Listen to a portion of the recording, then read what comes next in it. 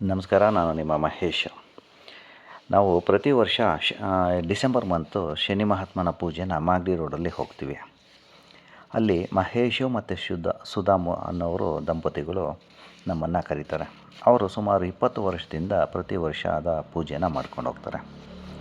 9ನೇ cross ಅದು ಮಾಗಡಿ ರೋಡಲ್ಲಿ around 7 ಅಥವಾ 8ನೇ ಕ್ರಾಸಲ್ಲಿ ಒಂದು ಮಾರಮ್ಮನ ದೇವಸ್ಥಾನ ಬರುತ್ತೆ. ಆ ದೇವಸ್ಥಾನದಲ್ಲಿ ಶನಿ ಮಹಾತ್ಮನ ಪೂಜೆ ಮಾಡ್ತಾರೆ. ಈ ಶನಿಮಹಾತ್ಮನ ಪೂಜೆ ಮಾಡಿಬಿಟ್ಟು ಆವತ್ತು ರಾತ್ರಿ ಶನಿಮಹಾತ್ಮನ ಕಥೆಯನ್ನೆಲ್ಲ ಓದಿಸ್ತಾರೆ. ಅಲ್ಲಿ ಸುಮಾರು ಒಂದು 50ರಿಂದ 100 ಜನ ಭಕ್ತಾದಿಗಳು ಆ ರಾತ್ರಿ ಎಲ್ಲ ಇದ್ದು ಕಥೆಗಳನ್ನ ಕೇಳ್ತಾರೆ. ಈ ದಿನ ಸಂಜೆ ಎಲ್ಲರಿಗೂ ಊಟದ ವ್ಯವಸ್ಥೆನ ಮಾಡಿರ್ತಾರೆ. ಹೇಳಬೇಕು ಅಂದರೆ ಆ ರೋಡಲ್ಲಿ ಕಂಪ್ಲೀಟ್ ರೋಡನ್ನೇ ಬ್ಲಾಕ್ ಮಾಡಿ ಹೆಚ್ಚು ಕಮ್ಮಿ ಸಾವಿರಾರು ಜನಕ್ಕೆ ಊಟನ ಮಾಡ್ತಾರೆ. ಎಲ್ಲ ಭಕ್ತಾದಿಗಳು ಸೇರಿ ಈ ಕಾರ್ಯಕ್ರಮನ ನಡೆಸ್ಕೊಡ್ತಾರೆ. ನಾವು ಈ ಮಹೇಶ್ ಮತ್ತು ಸುಧಾ ಅವರು ಕರೆಯೋದ್ರಿಂದ ನಾವು ವರ್ಷಕ್ಕೆ ಒಮ್ಮೆ ಅಲ್ಲಿಗೆ ಹೋಗಿ ಬರ್ತೀವಿ. ಈ ಪ್ರತಿ ವರ್ಷ ಶನಿಮಹಾತ್ಮನ ಪೂಜೆನ ತುಂಬ ಅದ್ಧೂರಿಯಾಗಿ ಮಾಡ್ಕೊಂಡು ಹೋಗ್ತಾರೆ. ಇವ್ರು ಮಾಡೋ ವರ್ಷದ ಕಾರ್ಯಕ್ರಮಕ್ಕೆ ಸುಮಾರು ಎಲ್ಲಿಲ್ಲದ ಭಕ್ತರು ತಮ್ಮ ತನುಮನ ಧನನ ಸಹಾಯವನ್ನು ಮಾಡ್ತಾರೆ.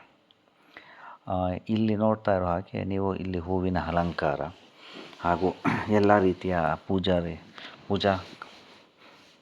ಸೌಕರ್ಯಗಳು ನಡೀತಾ ಹೋಗುತ್ತೆ.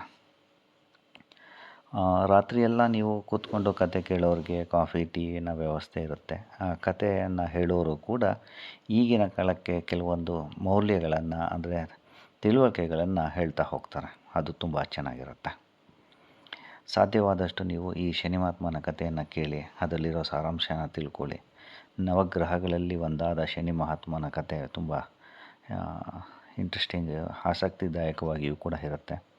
ಹಾಗೂ ಇದನ್ನು ಕೇಳಿದ್ರೆ ಎಲ್ಲರಿಗೂ ಕೂಡ ಒಳ್ಳೆಯದಾಗುತ್ತೆ. ಇವರು ಪ್ರತಿ ವರ್ಷ ಎಷ್ಟು ಹೇಳಬೇಕು ಅಂತಂದರೆ ಆ ಏರಿಯಾದಲ್ಲಿ ಇರೋರು ಮತ್ತು ಸುತ್ತಮುತ್ತ ಊರಿಂದ ಈ ಕಾರ್ಯಕ್ರಮಕ್ಕೆ ಅಂತ ಕೂಡ ಬರ್ತಾರೆ. ಅಷ್ಟೇ ಅಲ್ಲದೆ ಒಬ್ಬೊಬ್ಬರು ಒಂದೊಂದನ್ನು ಹರಕೆ ಕೂಡ ಹೊತ್ಕೊಡ್ತಾರೆ. ಅಂದರೆ ಹರಕೆ ಅನ್ನೋದಕ್ಕಿಂತ ಅವರು ಬಯಸ್ತಾರೆ. ಒಬ್ಬರು ನಾನು ಕೇಳ್ದಂಗೆ ಒಬ್ಬರು ಊಟದ ವ್ಯವಸ್ಥೆಗೆ ಹಪ್ಪಳಗಳ್ನ ತಂದು ಕೊಡ್ತಾರೆ. ಒಬ್ಬರು ಒಂದು ಸ್ವೀಟನ್ನು ಮಾಡಿ ತಂದು ಕೊಡ್ತಾರೆ. ಈ ರೀತಿ ಅವ್ರವ್ರಿಗೆ ಏನು ಇಷ್ಟನೋ ಅದನ್ನು ತಂದು ಕೊಡ್ತಾರೆ. ಕೆಲವರು ಐಸ್ ಕ್ರೀಮ್ ತಂದು ಕೊಡ್ತಾರೆ. ಅಲ್ಲಿ ವ್ಯಾಪಾರ ಅವ್ರು ಏನೇನು ಮಾಡ್ತಾರೋ ಅದಕ್ಕೆ ತಕ್ಕಂತೆ ಅಲ್ಲಿನ ವ್ಯವಸ್ಥೆನ ಮಾಡ್ತಾರೆ.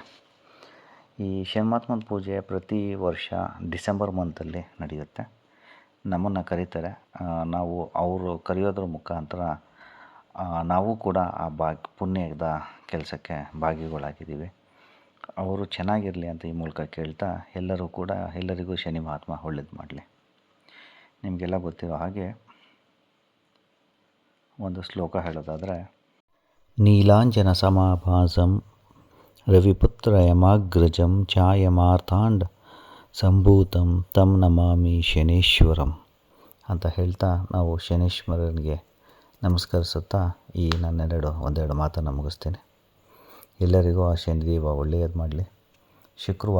ಶನಿವಾರದಂದು ಶನಿದೇವರ ದರ್ಶನ ಪಡೀರಿ ಅಂತ ಹೇಳ್ತೀವಿ.